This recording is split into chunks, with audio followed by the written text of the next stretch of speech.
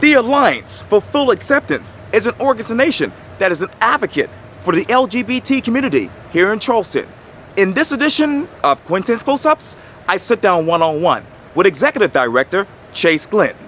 And be sure to download the free Quintin's Close-Ups app in your Apple or Google Play stores. And listen to this interview later on iHeartRadio. Chase Glenn, it's so good to meet you. Nice to meet you. I appreciate this greatly. I understand you are the Executive Director for the Alliance for Full Acceptance. And when we communicated over Facebook over the weekend, you basically said, hey, you know all about me in Quintin's Close-Ups. Right? And I thank you for watching. Yeah, of course. But now we're here to talk about some developing news. And let me take you back to the Greenville News article, which reads this, the headline, Assault on Transgender Woman Sparks Fear and Conversation. And the article actually goes on to say this. A recent assault, that is, on a transgender woman has sparked fear among Charleston's LGBT community. Alliance for Full Acceptance, a Charleston-based LGBTQ advocacy organization, hopes a town hall meeting will help ease those fears and spark conversation with law enforcement officials. The issue arose after a 34-year-old was knocked unconscious after leaving a Deco nightclub on August 19th, according to information released by the Charleston Police Department. The victim's sister told the police that she got into an altercation with a man as she and the transgender woman were exiting an elevator to a parking garage, a police report said. The sister was knocked and kicked in the stomach area, that is, by the man, and the transgender woman tried to defend her, the report says. The transgender woman was punched and knocked unconscious, the police report says. The initial police report did not indicate that it was a hate crime. However, the follow-up investigation revealed the offender did confront the victim about the victim's gender identity prior to the assault. And I understand that you learned more about the assault on Facebook. Mm-hmm. Can you tell me what happened next? Well, when I saw a post on Facebook, and I think that was, time is sort of running together here, okay. But it was a couple weeks ago at this point now. And a friend posted on Facebook a picture and an account of the attack, and that was the first I'd heard of it. And as soon as I saw that, I immediately screenshot the post and started to send it to people. And I sent it to our contacts over at the police department. I sent it directly to Chief Reynolds, Deputy Chief Broughton, and they also have identified a few officers there at the police department who serve as liaisons to the LGBTQ community, and I wanted to make sure they saw it as well. And I reached out to some contacts out in the press, because that's how a lot of things happen. Unfortunately, I mean, if you have the press that pay attention to something, then other people start to pay attention to it. So immediately, almost immediately, the next morning, this was late at night, the next morning I got a response from folks at the police department saying, hey, we're gonna look into this and see where we are in that investigation.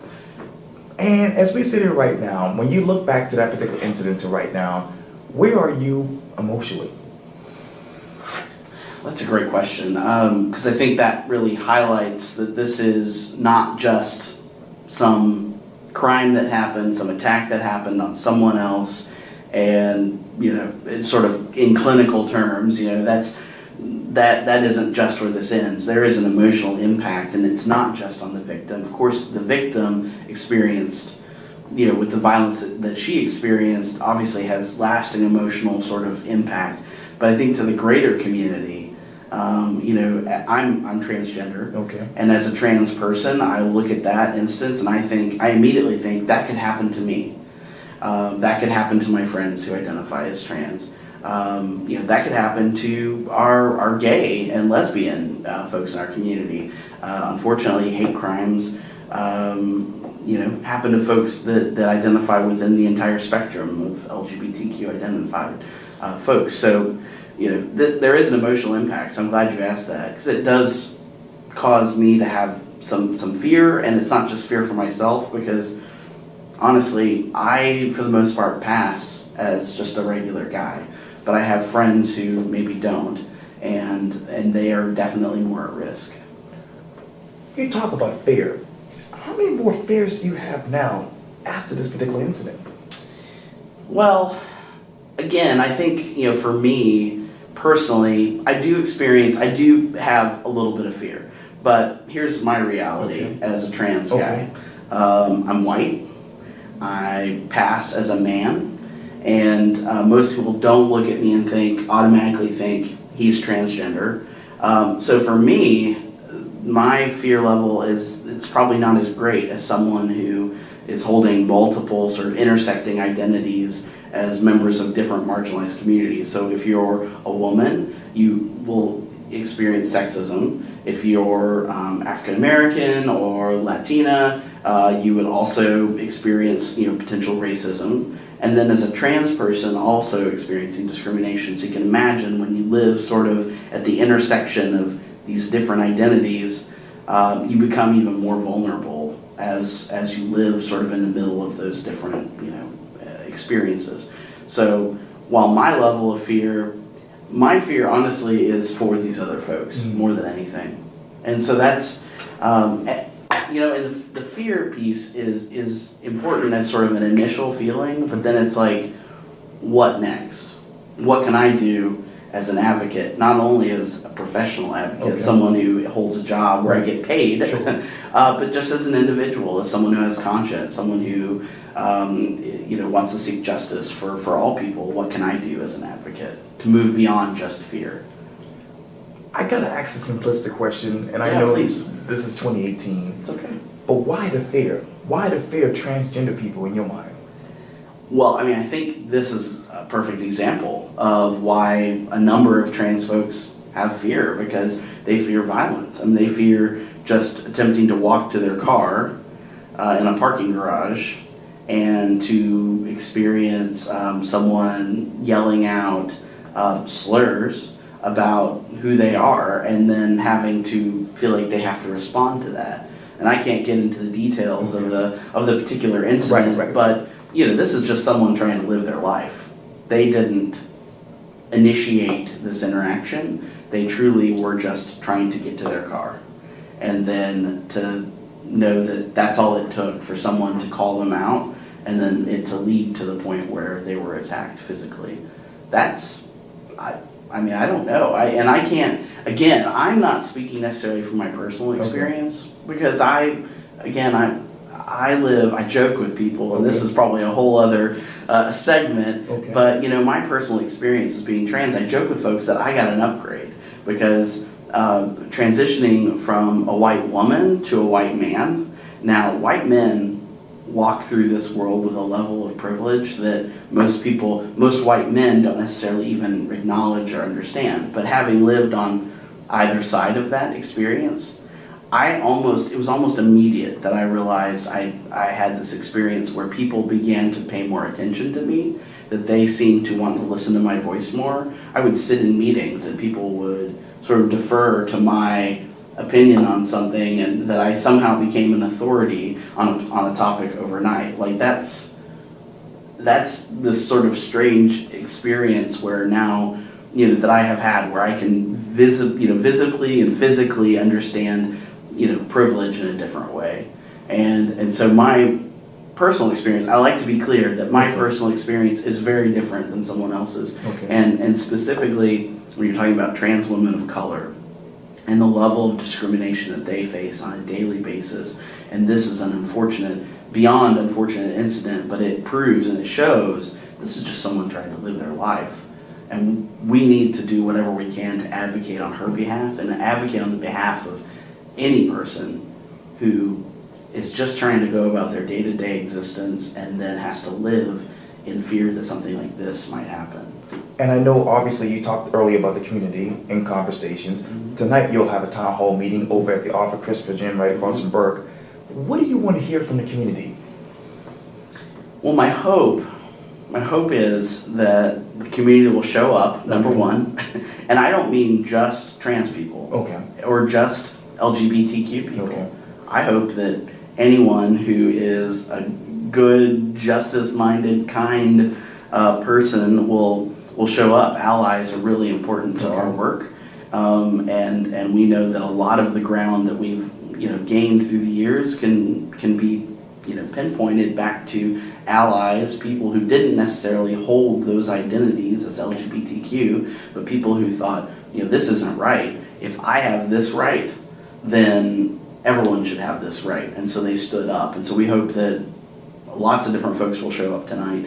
And our hope is that it will be a space where everyone will feel like their voices are heard. And I'm going to be real that I don't know, because of the, there's some deep sort of almost even like hereditary hurt related to the LGBTQ community and specifically law enforcement. While my personal experience with local law enforcement has been very positive, Okay. there's deep-seated hurt, historical sort of hurt there and fear.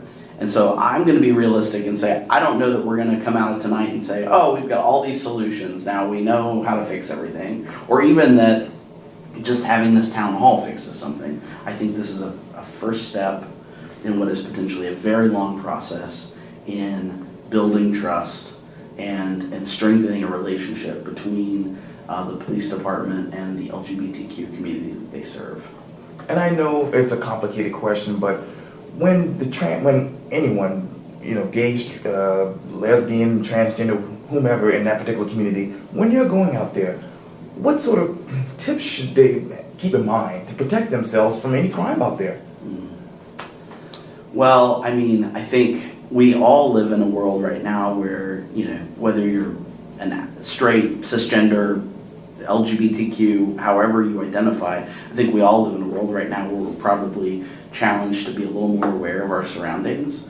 I know that, given the violence that, has happened, across the board when you're looking at public events and in schools and such, I think we all are, maybe a little more aware that when we walk into a space with a big crowd, looking around and saying, oh, well, there are the exits, and if something were to happen, I know how to get out of here. So I don't think that necessarily is specific to the LGBTQ community, but I know that I'm probably even maybe a little more aware going into situations, like what kind of my physical surroundings, the people that I can see around me, and just knowing that, I have to just be clear about my own personal level of safety, and if my sense of safety in a space. And so I think, being aware of your surroundings, but I guarantee you, I'm not telling someone, an LGBTQ identified person, something that they don't already know, because I think we all just sort of intuitively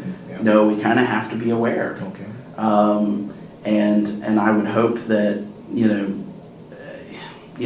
base level, being with people are your allies who will stand up for you, but every situation is different. You don't know how you're going to react, and you don't know that if someone were to attack someone, how you would be able to respond, or how someone would be able to respond for you. So it's a dynamic situation, but I think it starts with probably being more aware of our surroundings and our personal sort of level of safety. And thankfully it has not happened here in Charleston, but according to the Greenville News, it says this: in 2017, applicants tracked at least 28 deaths of transgender people in the United States due to fatal violence, the most ever recorded, the Human Rights Campaign said on their website. And you said this quote: those numbers are startling, but that's the trend. Mm-hmm. How do we get here with this trend? Well, I think part of the issue is we're looking at crimes that are either, that are being reported. So I would think that to some extent, we're probably seeing more crimes being reported now than maybe we have in the past. But the other piece of that is, and without getting too political, Right.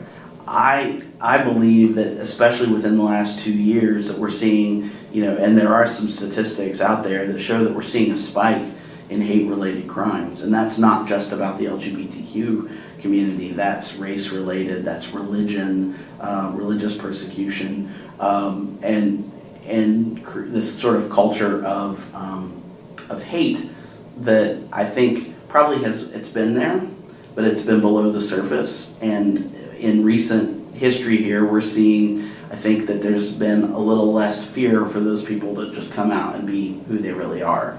And I think that's a part of the national conversation that's sort of, building on something that's already there. So we're seeing a trend in greater violence, and some of that is because it's being reported a little more, and I think some of it is truly because there's more we're just seeing more hate-related instances, and that, again, that's across the board. Let me get back to you, Chase Glenn. Obviously, you're executive director of the Alliance of Field Acceptance, and you've been in this position, I believe, for a year now. Or Just over a year. Yeah. What is that like in your mind? Well, this is my first professional advocacy gig. I've been here in the Charleston area for 13 years. Wow. And not long though, in comparison to so many other people. I wouldn't ever call myself a local, of course, but 13 years, and I, volunteered. I was part of, working with a number of different organizations, served on some boards, but had jobs elsewhere. I worked at Blackbaud before I started this particular job. I was at Blackbaud for close to 6 years, and this opportunity came up. Our previous executive director, Warren Redmond Gress, was with the organization as executive director for 16 years before, and he was one of the founders. Organization's been around for 19 years, almost 20 years now. And so I'm the second executive director in the history of the organization. This opportunity came up, and I was raised in a religious background. I'm no longer really practicing, but I, liken the experience of feeling sort of drawn to this job as calling. Okay. Feeling like for the first time that I really, maybe I need to look into this a little further. Maybe I need to dig into this a little further. And the stars sort of all aligned, and here I am. But the experience has been, it's been really, really great. I mean, just being able to focus so much of my time and energy on the community has been really rewarding, and I'm excited to see where AFA is going to grow going into the future. What is that future? Well, I was really clear in my interview that I really felt like that AFA needed to expand our outreach to be more intentional with the trans community and also within communities of color.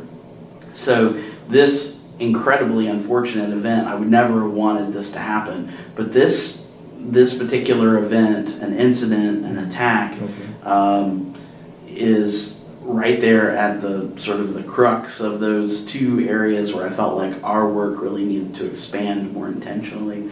And so, this type of work where we are advocating on behalf of this victim and on the community, for the community as a whole, that is the work that I feel like we were made to do. And so we're looking at how in the future we can expand our work, greater work into the trans community, into communities of color, knowing that, and not just specific to our organization, if you look at a lot of the LGBTQ advocacy organizations across the country, historically, those of us that have been around for years maybe haven't done the best job in really doing outreach into those communities and advocating there. So I think a lot of us are realizing sort of our wrongs in that area and wanting to put a little more focus there and really work on our outreach in that area. Chase Glenn, thank you so much for your time. I really, really appreciate this. Yeah, of course. Thank you so much for having me. Anytime. Yeah.